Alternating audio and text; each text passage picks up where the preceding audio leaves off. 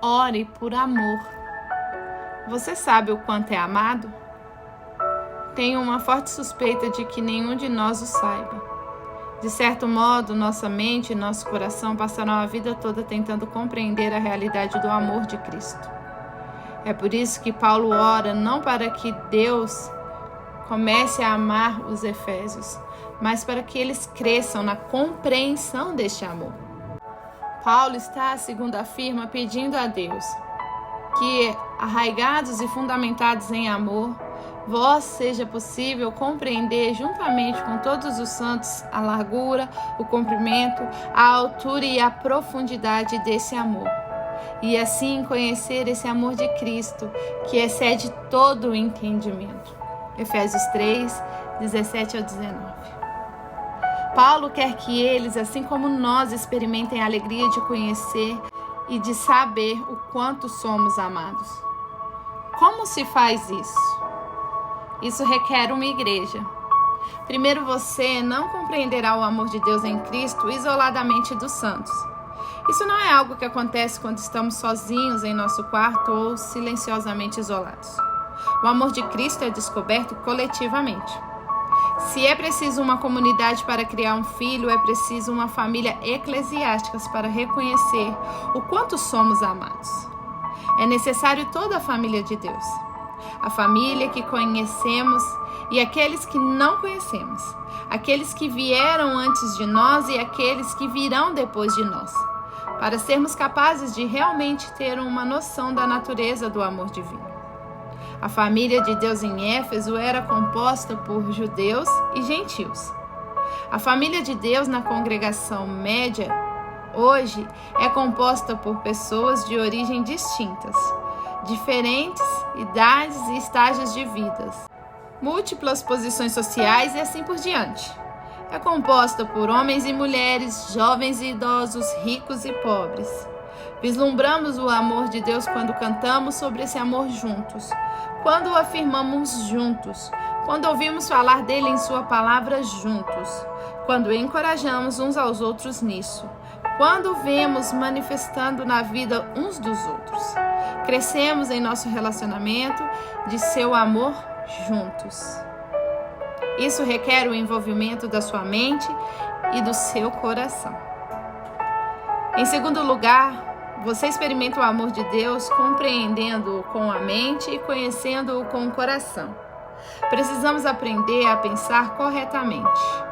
Um dos perigos associados ao amor de qualquer noção ou tipo é que pensamos de imediato em termos emocionais. Isso então nos tenta a presumir que, de uma maneira ou de outra, nossa descoberta das dimensões do amor de Cristo estará em algum lugar no fundo dos nossos corações e será vista exclusivamente pelas mudanças em nossos sentimentos. Mas não. Como acontece com todas as verdades da Bíblia, o caminho para o nosso coração passa por nossa mente. Charles Simeon comentou com a sua congregação: para alcançar o conhecimento divino, somos orientados a combinar a dependência do Espírito de Deus com nossas próprias buscas. Não presumimos, então, separar o que Deus uniu.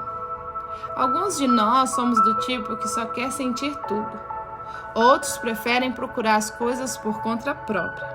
Vale a pena perguntar a si mesmo, ou a alguém que o conheça bem: sou guiado pelos meus pensamentos e pelos meus sentimentos? A estrada termina na minha cabeça sem tocar meu coração, ou a estrada corta meu coração sem impactar minha cabeça? A Bíblia envolve tanto nossos pensamentos quanto nossas afeições. Teremos uma experiência empobrecida do amor de Deus se ela não envolver aqueles e estimular estes. Ore tanto para ter ideia clara sobre como Cristo o ama e também para que sejam despertados sentimentos acerca disso. É ilimitado. Terceiro, o amor de Cristo é surpreendentemente amplo. Estamos acostumados a medir objetos espaciais em 3 dimensões. Paulo utiliza 4: a largura, o comprimento, a altura e a profundidade. Talvez Ele queira que vejamos que este amor é tão vasto que vai além dos nossos padrões e meios hábeis de mesura. Você pode encontrar inúmeras explicações para o que Paulo está pensando ao escrever largura, comprimento, altura e profundidade. Não devemos ficar presos naquilo que não podemos saber com certeza. Mas é interessante refletir um pouco. Matthew Henry, em seu Commentary on the Holy Bible do século XVII, escreveu sobre esses versículos. O apóstolo tenta representar a suprema grandeza do amor de Cristo, que é mais alto que o céu, mais profundo que o inferno, mais longo que a terra e mais largo que o mar. John Stott escreveu: o amor de Cristo é amplo o suficiente para abranger toda a humanidade, longo o suficiente para durar pela eternidade, profundo o suficiente para alcançar o pecado mais desagradável, e alto o suficiente para exaltá-lo ao céu. Contudo, talvez o mais útil seja o que Paulo nos lembra em Filipenses 2, do 5 ao 11. Cristo Jesus, existindo em forma de Deus, não considerou o fato de ser igual a Deus algo a que devesse se apegar, mas pelo contrário, esvaziou-se a si mesmo, assumindo a forma de servo e fazendo-se semelhante aos homens. Assim, na forma de homem, humilhou-se a si mesmo, sendo obediente até a morte e morte de cruz. Por isso, Deus também o exaltou com soberania e lhe deu um nome que está acima de qualquer outro nome, para que ao nome de Jesus se dobre todo o joelho dos que estão nos céus, na terra e debaixo da terra, e toda língua confesse que Jesus Cristo é o Senhor, para a glória de Deus Pai. O amor de Cristo é medido pela contemplação da profundidade a que Ele foi para garantir nossa salvação e da altura a que foi então exaltado. Porém, seja qual for o modo como procuramos entender melhor o amor de Cristo, o principal e mais claro é, sem dúvidas, óbvio, o seu amor é ilimitado, em todos os sentidos. Como se pode conhecer o que não se pode ser conhecido? É por isso que compreender o amor de Cristo é uma questão de conhecer o inconhecível. Paulo ora para que os efésios conheçam o amor de Cristo que excede todo o entendimento. Isso é um paradoxo, não é? Como se pode conhecer o que não pode ser conhecido? Nosso conhecimento do amor de Cristo em nossa cabeça e coração é um conhecimento empírico, mas nunca pode ser um conhecimento completo. Não podemos esgotar o conhecimento do amor de Cristo. Existem dimensões do seu amor que sempre permanecerão além de nós, mesmo quando passamos a reconhecer cada vez mais quão vasto Ele é. Sou muito grato pelos escritores de hinos que conseguem resumir a verdade teológica em versos fáceis de memorizar e que se prestam a uma medição útil. Aqui está o melhor que encontrei para nos ajudar a pensar sobre o que pode significar conhecer o amor de Cristo que excede todo o entendimento. Teu caro amor excede todo o entendimento. Meu Salvador Jesus, contudo, está a minha alma. Desejaria por teu amor em toda a sua largura e comprimento, sua altura e profundidade, sua força eterna, entender mais e mais. Teu caro amor excede todo o dizer. Meu Salvador Jesus, ainda assim, estes meus lábios proclamariam de bom grado aos pecadores distantes e próximos um amor que pode remover todo medo culpado e amor gerar. Teu caro amor excede todo louvor, meu Salvador Jesus. Ainda assim este meu coração cantaria aquele amor tão pleno, tão rico, tão livre, que lhe traz um pecador rebelde como eu para perto de Deus. Mas embora eu não possa cantar, proclamar ou entender a plenitude do teu amor enquanto estiver aqui embaixo, posso meu vaso vazio livremente trazer. Ó tu que és do amor a fonte viva, enche o meu vaso. Senhor Jesus, quando te vir face a face, quando em teu trono elevado contigo me assentar, então, por teu amor, em toda a sua largura e comprimento, sua altura e profundidade, sua força eterna, minha alma cantará. Isso capta a essência da vida pela qual Paulo ora e pela qual nós também podemos e devemos orar. Você tem a provisão de Deus e o amor dele derramado em seu coração pelo Espírito Santo. Você tem as evidências disso, as indicações. Você o enxerga na vida dos outros, mas, no final das contas, sempre há mais. E mesmo enquanto desfruta desse amor divino, descrevê-lo com precisão ou defini-lo de maneira adequada, está sempre além de você. A plenitude de Deus. Não somos capazes de medir o amor de Cristo, mas podemos observar seus efeitos. Paulo ora para que os cristãos de Éfeso conheçam o amor de Cristo que excede todo o entendimento, para que sejam preenchidos até a plenitude de Deus. Isso não significa que nos tornaremos divinos, significa que nos tornaremos beneficiários de tudo o que Deus nos prometeu em Jesus. Em seu clássico livro Knowing God, Joe E. Parker liga esta ideia de estar tomado de toda a plenitude de Deus a Efésios 1, onde Paulo fala sobre o fato de termos sido adotados como filhos de Deus. Ele nos elegeu nele, antes da fundação do mundo, para sermos santos e irrepreensíveis diante dele em amor. E nos predestinou para si mesmo, para sermos filhos adotivos por meio de Jesus Cristo. Efésios 1, 4, 5. Vale a pena citar Parker mais exatamente. A adoção, por sua própria natureza, é um ato de bondade gratuito para com as pessoas adotadas. Se você se torna pai adotante de uma criança, o faz porque escolheu, não porque é obrigado a fazê-lo. Da mesma maneira, Deus adota porque assim o deseja. Ele não tinha obrigação de fazê-lo. Não precisava ter feito nada a respeito dos nossos pecados, a não ser nos punir como merecemos. Mas Ele nos amou muito, nos redimiu, nos perdoou, nos tornou como seus filhos e filhas e se entregou a nós como nosso Pai. A sua graça também não termina com esse ato inicial. Assim como o amor dos pais humanos que adotam uma criança não termina com a conclusão do processo legal de adoção. Dar a uma criança o status de membro da família é apenas o começo. A verdadeira tarefa permanece: estabelecer uma relação genuinamente filial entre você e seu filho adotivo. E isso, acima de tudo, que você deseja. Consequentemente, você se propôs a conquistar o amor da criança amada. Procura despertar afetos demonstrando afeto. O mesmo acontece com Deus.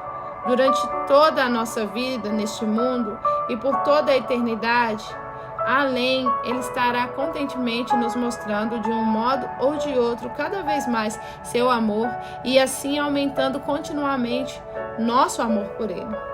A perspectiva diante dos filhos adotivos de Deus é de uma eternidade de amor.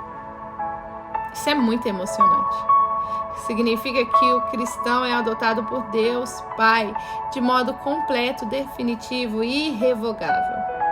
Passaremos toda a nossa vida, toda a eternidade, desenvolvendo e descobrindo a glória deste relacionamento filial com o Criador. A adoção não é um fim em si, é apenas o começo. Alguns de nós tivemos pais que nos desapontaram. Alguns de nós, quando pensamos em nossos pais, temos em mente apenas decepção ou dor. Contudo, Deus não é uma aproximação de nossos pais terrenos. Temos um Pai celestial. Mesmo os melhores momentos dos melhores pais terrenos são apenas um vislumbre do que este Pai é para nós e por nós. Ele nunca renegará seu amor, nunca nos deixará no escuro, Nunca esquecerá o que lhe pedimos ou o que ele nos prometeu. Não cometerá erros. Nunca nos abandonará, mesmo que todos nos tenham virado as costas. E não importa o quanto decepcionemos, todos nós testamos sua paciência até limites extremos. Ainda assim, ele vem de novo e de novo, chamando: minha filha, meu filho, você é meu. Eu predestinei adotá-lo em minha família. Eu o criei, eu o busquei, eu o comprei, eu o amo, estou com você. Não há nada maior que possa ser conhecido, ouvido ou experimentado do que o fato de que este Deus ser seu pai e você ser filho dele. Poder dizer que pertence a ele e é amado por ele. Poder saber que pode ir até ele, correr até ele, orar para ele. Isso é o que significa experimentar a plenitude de Deus. Não desfrutamos de uma plenitude exponencial ou parcial, de alguma experiência mística ou de um rito espiritual supostamente transformador de vidas. Já perdi as contas de quantas vezes pessoas tentaram me ajudar, sugerindo que de alguma maneira ou de outra, o que eu precisava que acontecesse comigo era uma espécie de explosão interior, um tipo de evento único e definitivo. Você só precisa permitir que isso aconteça com você. Só precisa permitir que façam isso por você. Só precisa vir aqui no final do culto e pedir ao ministro que o toque. Quando me ofereceram isso, eu estava pronto para tal, porque eu desejava. Quero saber o que é estar cheio da plenitude de Deus. Você não? No entanto, quanto mais leio minha Bíblia, mais claramente percebo que preciso não de uma explosão interior, mas de uma comunhão interior com Deus. Preciso do Espírito Santo de Deus por meio da palavra de Deus entre o povo de Deus, para tornar a paternidade de Deus e o amor de seu Filho cada vez mais precioso para mim. É assim que Cristo pode habitar pela fé em nossos corações. É como se pode conhecer o amor de Deus e como se pode experimentar mais da plenitude de Deus. Há uma intimidade aqui. Não é algo simplesmente cerebral ou mecanista. É a obra do Espírito Santo, conduzindo-nos a uma resposta cada vez mais profunda a Deus, fazendo-nos pensar que somos filhos de Deus por adoção, levando-nos a olhar para Deus como nosso Pai e capacitando-nos a viver como os filhos dele. Deus me abraçou. Lembro-me de um dia estar andando pela Tottenham Court Road em Londres, no meio de uma grande multidão, bem no centro da cidade. De uma maneira para a qual não tenho explicações alguma, foi como se Deus me pegasse, me desse um abraço e me colocasse de volta na Tottenham Court Road. Mais tarde, estava conversando com meu amigo Joel, um irmão afro-pentecostal, e lhe contei. Eu estava andando pela Tottenham Court Road e Deus me abraçou. Nunca esquecerei sua resposta. Ele sorriu e disse: bem, não se esqueça desse momento, pois isso não vai acontecer muitas vezes. Essa não é a chave para a plenitude. É maravilhoso, mas não é a chave. Se fosse todo mundo, desejaria sempre dar uma volta na Tottenham Court Road, dizendo: ó Deus, você poderia me abraçar como abraçou Alistair Begg? Não. Deus é seu Pai. O Espírito Santo dele habita em você. Seu Filho o ama mais do que você pode efetivamente imaginar.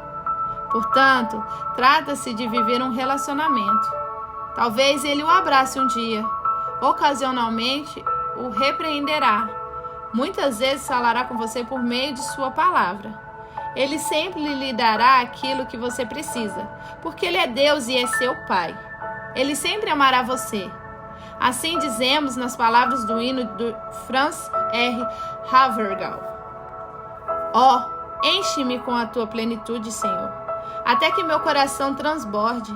Em meus pensamentos ardentes e palavras brilhantes, teu amor para expor, teu louvor para mostrar. É isso que somos chamados a experimentar e desfrutar dia após dia. É por isso que devemos orar dia após dia. por nós mesmos e por nossos irmãos e irmãs em nossa igreja.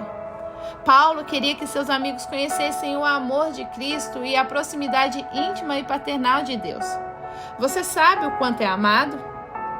Isso é grande demais para ser totalmente compreendido, mas não é impossível a ponto de não podermos conhecer e experimentá-lo. Oração. Pai, por favor, derrama o Espírito sobre nós em maior medida. Salva-nos de remar nas águas rasas da visão e compreensão limitada. E, por favor, leve-nos ao oceano do seu amor incomparável.